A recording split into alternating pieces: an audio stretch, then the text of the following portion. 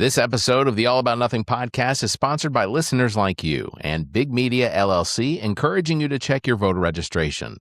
In a world where every voice counts, ensuring your registration is accurate and up to date is the simplest, most effective way to guarantee your vote is heard.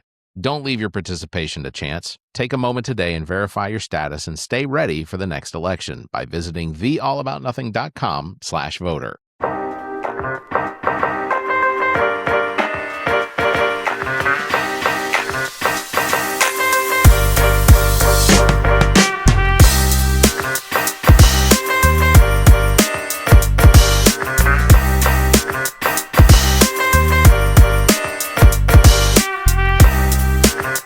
Welcome, everyone, to the All About Nothing podcast kind of daily show. I am Barrett Gruber, host of the All About Nothing podcast. You can follow me across all of social media at Barrett Gruber. If you want to participate in the show, please do us a favor, leave a comment, maybe subscribe, follow us wherever it is you're watching or listening to us. We would really appreciate it. The show today, I have to admit, we're pretty much in absolute chaos right now. American life would probably cause most of us to cry, but, you know, crying's dehydrating and most of us can't afford to buy water anymore. So before we get into the day's headlines, and we do have headlines today, I want to shout out the latest episode of our show, the All About Nothing podcast, where I sat down with Jenny Desch, who is running for South Carolina House District 26. We talked about her campaign, her vision for the district, and what it is that actually takes to challenge power at a local level. The episode is out now. Go check it out. Share it, subscribe, do all the things. Also just dropped a new episode of Black, White, and Blue in the South. They've been running on some incredible highlights from previous episodes. So if you haven't been listening to the show, now is the perfect time to get caught up. All the links are in the show notes. Go listen. Again, share, tell a friend, tell an enemy, tell someone who needs to hear it. And, stick around for the rest of this episode. So let's get into it because today has it has a little bit of everything. But let's go back to yesterday. Yesterday was Flag Day, June 14th, the 250th birthday of American independence. Oh, wait, no, that's the 4th of July. So yesterday we celebrated the UFC 250, which was Flag Day. But I don't feel like that actually got most of the attention because yesterday was the 80th birthday of Donald J. Trump. Now, when most people turn 80, maybe they get a nice dinner, maybe their grandkids make them a card, maybe they take a little nap at 4 p.m., which honestly, mad respect for. But Donald Trump, yeah, he turned 80 by hosting a UFC fight on the White House lawn. And I want you to sit with that. On the south lawn of the White House, which is technically public property, which is technically your lawn, the Trump administration erected a 92-foot steel structure called the Claw. The Claw. It's like someone merged WWE, the 4th of July, and a very aggressive car dealership into one $60 million spectacle. And yes, $60 million. Paid for by TKO Holdings, the UFC's parent company, in which, by the way, Trump's brokerage account happens to own shares in. But we're told there's no conflict of interest. Sure, the man's investing in the company, hosting a party for his birthday at his house. But sure, there's no conflict. No reason to feel insecure. There were red carpets with red and blue stars. Dana White was there. Melania was there. Crypto.com logos were everywhere. There were Ronald Reagan excerpts from speeches made. There was a Bud Light. Well, there were multiple Bud Lights, but there was Bud Light there, which is funny because I thought MAGA boycotted Bud Light. But apparently when the president needs a sponsor, the boycott takes a night off.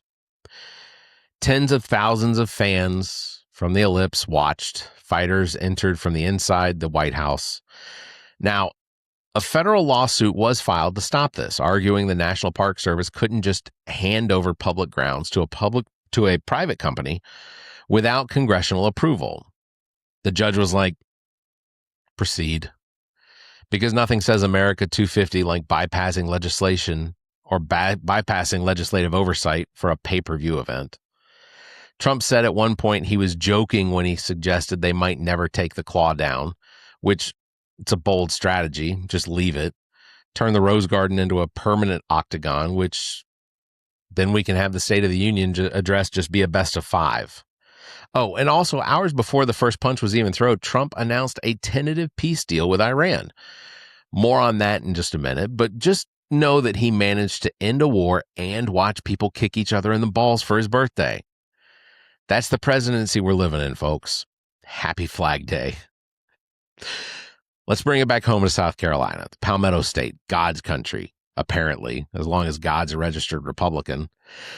Last Tuesday, June 9th, South Carolina held its Republican primary for governor. 6 candidates ran. None got more than 50% of the vote. So now we're going to a runoff on June 23rd, and it's between Lieutenant Governor Pamela Evette and State Attorney General Alan Wilson. Here's where it gets fun, because these two candidates are so similar that distinguishing them between them is like trying to figure out which bowl of unseasoned rice is really exciting. We'll start with Pamela Evette. She has endorsed herself as, quote, a staunch Trump conservative. She has Trump's full endorsement.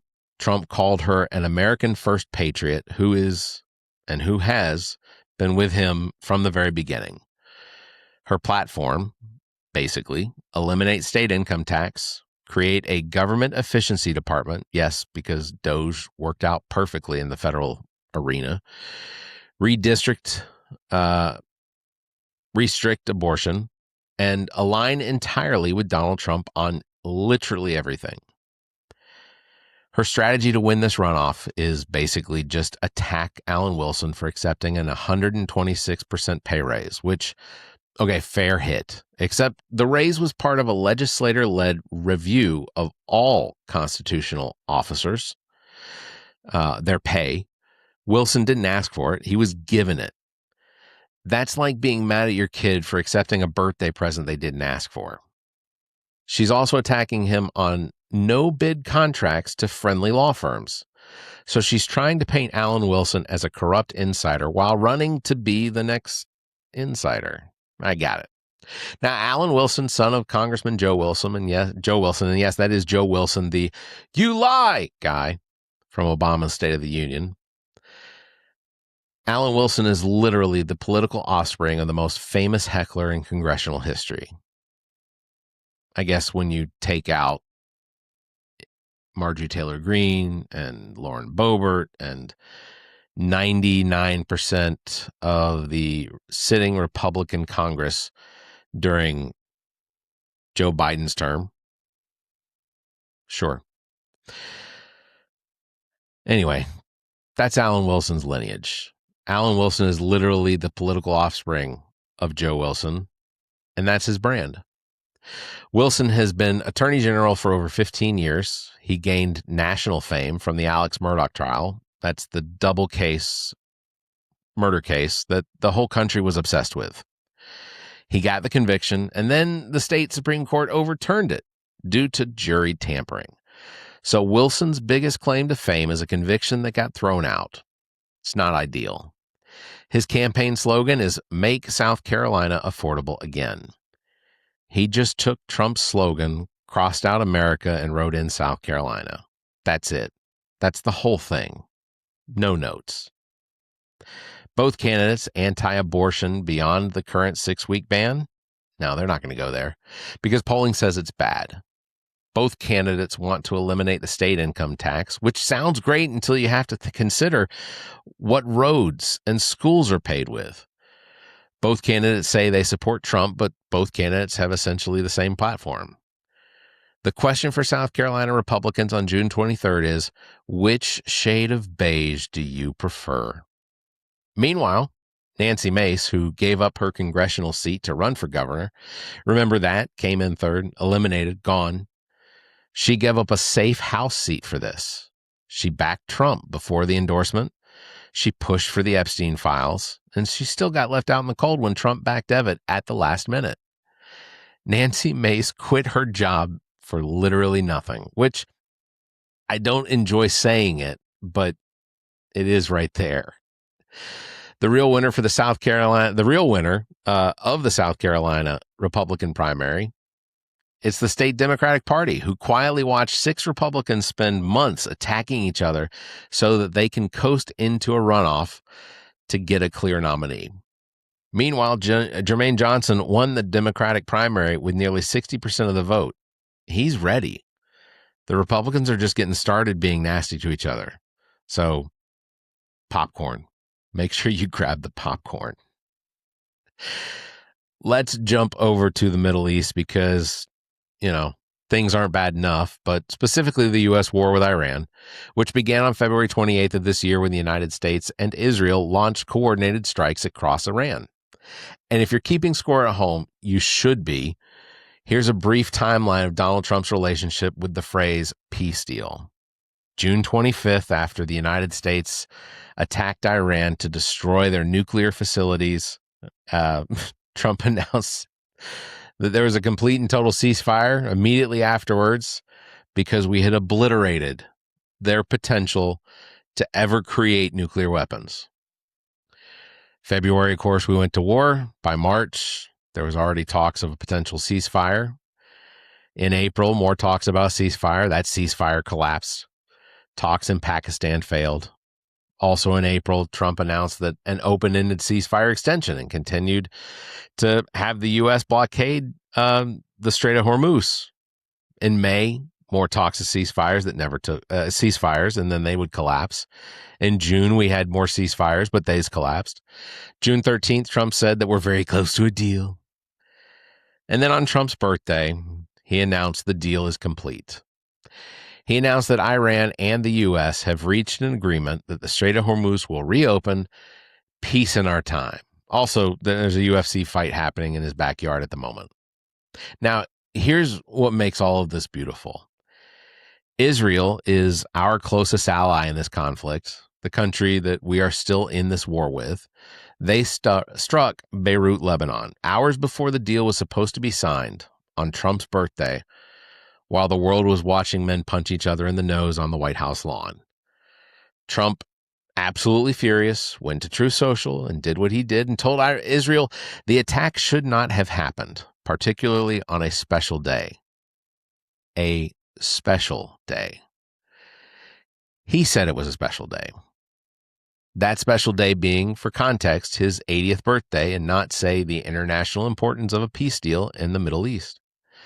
Iran's parliament speaker immediately said, and I'm paraphrasing, but America either doesn't have the will to fulfill its commitments or it doesn't have the ability.